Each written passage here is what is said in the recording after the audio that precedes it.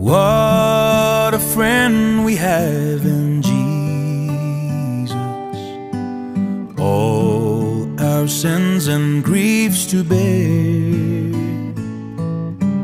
What a privilege to carry everything to God in prayer. Oh, what peace we often forfeit. Oh, what needless pain we bear. All because we do not carry everything to God in prayer.